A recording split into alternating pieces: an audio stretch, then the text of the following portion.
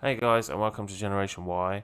Just a quick prelude. Today I interviewed Will Knowland, the ex-Eton school teacher, English teacher, who was pushed out due to woke crap. Hey Will, how are you? Hello, Mark. Thanks for having me on. Pleasure to be here. Thank you for coming. I feel privileged.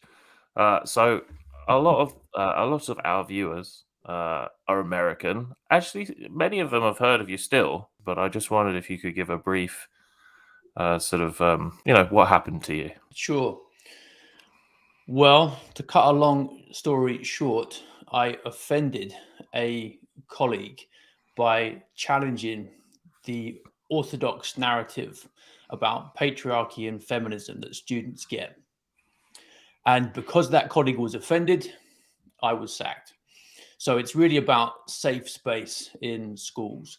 Most people are familiar with this as it applies to students, for example, asking for particular lecturers to be deplatformed.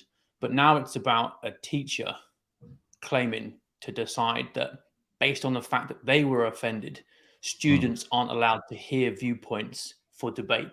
And the last thing I heard with that situation was that the TRA had cleared you of any That's wrongdoing in right. the school.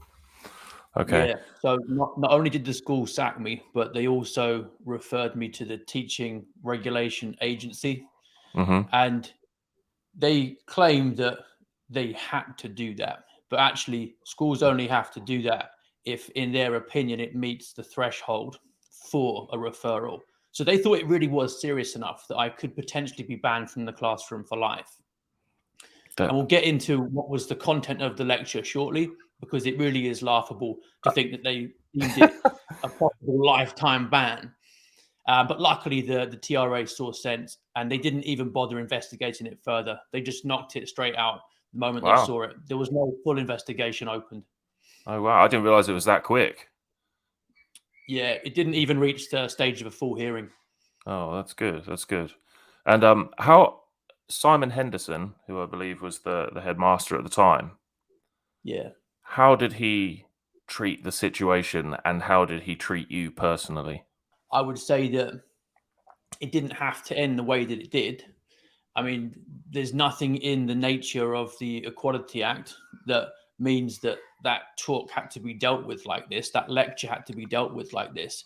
This has never happened anywhere in the world before. This kind of case has never been litigated. So it's a world first attempting to use the Equality Act or Eton's own internal equality policy. Mm-hmm. People are familiar with these terms from equality, diversity, inclusion, equity. It's that whole movement that's sweeping through academic institutions and also workplaces across the Western world. It's Mm. the first attempt to use that to restrict curriculum content. Wow. Jesus, I didn't know some of those things. Yeah, I mean that's why I made the stand that I did, because the point of principle at stake here is huge, Was and it really huge. is the thin end of the wedge in schools. So whatever any Oh teacher yes. finds personally upsetting, that's it. You can't discuss it in the classroom, even if only to disagree with it. Yeah, I just remember wondering at the time, was this one of the first times that I don't believe it would be, but was this one of the first times that you'd come up against something like this? Or was this just a point where you were like, I'm going to push the boundaries a bit because I've been biting my lip for a while, and I feel like now's a good time to push something mildly provocative, and I stress the word mildly. Yes, I mean, I've been in education for about 15 years by the time this had happened. So I know schools fairly well. I know what the intellectual climate is like. And most teachers who have written to me privately about this have expressed concern, saying that they now feel that there are some no go areas in practice, even Okay. though in theory we should be able to have open, rigorous discussions about whatever controversial topics we want to bring up, because that's part of engaging and educating students. We Mm, don't want to wrap the world of ideas in cotton wool. Teachers aren't yeah. supposed to be hiding kids from ideas. It's about introducing them to them and helping them to grapple with them. But Yeah. myself and so many other teachers have found that that's not really how it works. And political correctness, the woke stranglehold on some topics is becoming more and more intense. So I'd had various resources over the years blocked.